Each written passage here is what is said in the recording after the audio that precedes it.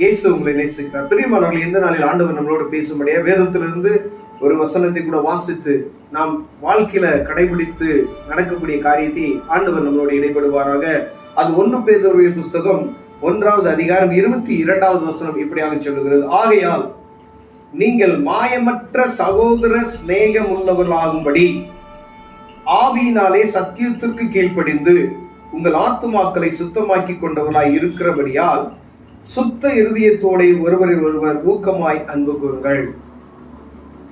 மாயமற்ற அன்பு, நீங்கள் மாயமற்ற சகோதர சிநேகம் உள்ளாகும்படிக்கு அப்படின்னு சொல்லி ஆண்டவர் எழுதுகிறார். ஆவியினாலே சத்தியத்துக்கு கீழ்ப்படிந்து உங்கள் ஆத்துமாக்களை சுத்தமாக்கி கொண்டவர்களாய் இருக்கிறபடியால் சுத்த இருதயத்தோட ஒருவருக்கொருவர் ஊக்கமாய் அன்பு கூறுங்கள். அன்பு கூறுவதில் ஒருவருக்கொருவர் சகோதரனுக்கு ஒருவேளை கூட பிறந்தவர்களை மாத்திரதுல சகோதரன் நீங்க நினைத்து விடுவோம். உங்க சகோதரன் அப்படின்னு சொன்னா உங்க கூட பிறந்தவங்க அப்படின்னு நினைப்போம். ஆனா கர்த்தரை அறிந்து கொண்ட பழைய நம்ம புதிய ஆதி சபை அப்படின்னு சொன்னா என்ன சொல்லுவாங்க அப்படின்னு கேட்டீங்கன்னா தாய் சபை அப்படின்னு சொல்லுவாங்க. தாய் சபை பார்த்தீங்கன்னா நம்ம எல்லாருமே என்ன சொல்லுவோம், தாய் சபை அப்படின்னு சொல்லுவோம். தாய் சபை எது அப்படின்னு சொன்னா வீட்டில் நினைச்சு பார்த்தீங்களா, பேதுரு இவங்கெல்லாம் கூடி ஜெபம் பண்ண பார்த்தீங்களா, 4 பேர் 5 பேர் அப்படியே 120 பேர் இருக்கும். அதுதான் தாய் சபை. சபை உருவாக்கப்பட்ட இடம் அதுதான். நம்ம தாய் சபைன்னு சொன்னா வேற எதையோ நினைச்சிட்டு இருக்கோம். ரோமையே நம்ம கனவுல நினைச்சுக்கிட்டு இருக்கோம். அது தவறு. அங்கதான் சகோதர சிநேகம் அங்கதான் உண்டாச்சு. அந்த நம்ம வேதத்தை வாசித்துட்டு வரும் பொழுது சகோதர சிநேகம் அங்க அப்படி இருக்கும்.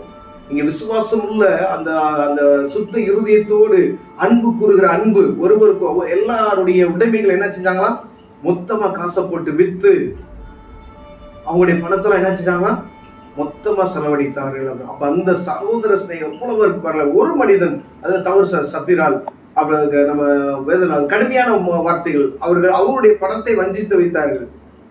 சரிதை என்ன செஞ்சாங்க, கீழே விழுந்து செது. அப்ப எவ்வளவு சகோதர சிநேகம் பாருங்க. அவங்க பணம் தான், எல்லாரும் ஒன்னா போட்டு தான் அந்த காரியத்தை நடந்தது. இதே புதிய ஏற்பாட்டின் காலத்துல ஆரம்பத்துல இதுதான் தலைமை சபையுடைய அங்கீகாரம் எப்படி இருக்குது பாருங்க.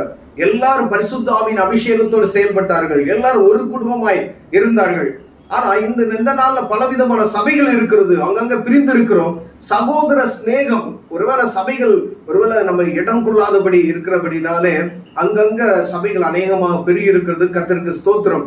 ஆனா அதே சகோதர சிநேகம் நமக்குள்ள இருக்கிறதா? மாயமற்ற சத்தியத்திற்கு கீழ்ப்படிந்து உங்கள் ஆத்துமாக்களை சுத்தமாக்கி கொண்டவர்களாய் இருக்கிறபடியால் சுத்த இருதயத்தோட ஒருவரில் ஒருவர் ஊக்கமாய் அன்பு கூறுங்கள் என்று சொல்கிறார். பிரியமானவர்களே, அப்ப அந்த ஆதி சபையில இருந்த அன்பு நமக்குள்ள காணப்படுகிறதா?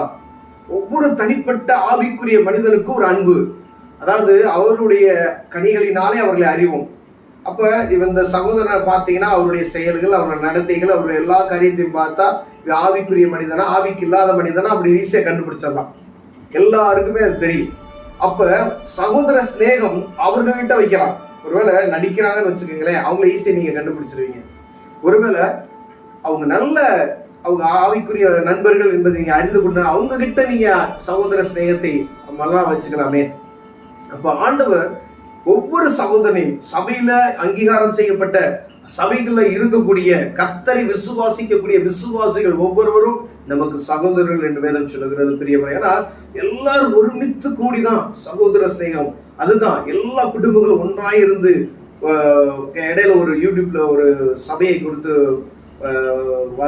பார்த்தீங்கன்னா ஒரு 200 குடும்பம் ஒரு கிராமத்துல எல்லாமே ஊழியம் செய்யக்கூடியவர்கள், ஒரே சாப்பாடு, ரொம்ப அருமையான ஒரு அந்த சகோதர சிநேகம் அங்கு காணப்பட்டது. அது எப்படி அங்க நடக்கிறது, நான் யூடியூப்ல அவங்க ஒருத்தர் பேட்டி எடுத்து போட்டிருந்தாரு. ஒரு கிராமத்துல 200 குடும்பங்கள் ஒரே இடத்துல இருக்காங்க, விசுவாசிகளா இருக்கிறாங்க, ஊழியக்காரங்களா இருக்கிறாங்க. அங்க ஊழியம் பயங்கரமா எல்லாம் அங்கிருந்து சதரிப்பு ஊழியம் செய்யறாங்க. எல்லாருக்கும் ஒரே இடத்துல உணவு பரிமாறப்படுகிறது, ஒரே இடத்துல உணவு செய்யுது. அங்க இருக்கிறவங்க எல்லாம் அற்புதமா இருக்கு. அது ஒரு எத்தனையோ ஏக்கர் ஒரு டீச்சர் வாங்கி அந்த இடத்த அருமையா நடத்தி கொண்டிருக்காங்க இன்னைக்கு வரைக்கும். அப்ப அந்த அன்பு பாருங்களேன், அதை தான் ஆண்டவர் விரும்புகிறார்.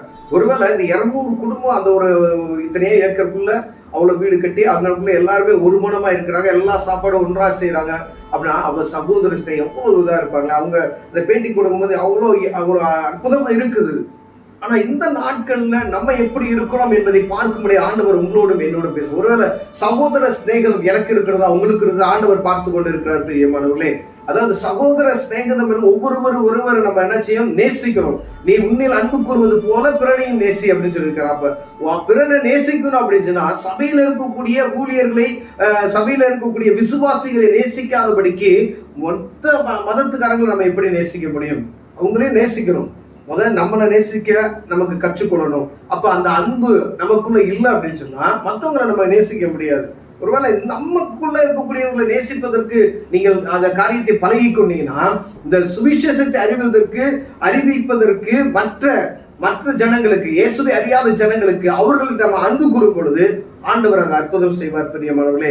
இதுல மாயமற்ற அன்பு நமக்குள் இருக்குமேனால் கர்த்தர் அதை ஆசீர்வதித்து, அறியப்படாத சகோதரர் நம்ம அன்பு கூறும் பொழுது அவர்களை ரட்சிப்புகளை நடத்துவதற்கு நம்முடைய அன்பு மிகவும் முக்கியமானதாக இருக்கும். கண்களை மூடுவோம், ஜெபம் செய்வோம். அன்பின் தகப்பனே, எங்க இருதயத்துல காணப்படுகிற அன்பு மாயமற்றதாய் இருக்கும்படியாக கர்த்தர் உதவி செய்வீராக. வேதத்துல எழுதுனது போல ஆண்டவரே, மாயமற்ற அன்பாய் இருந்து ஒருவருக்கு அதிக அன்பை நாங்கள் செய்து கொள்ள கிருபை பாராட்டுங்க. இயேசுவின் நாமத்தில் ஆமென்.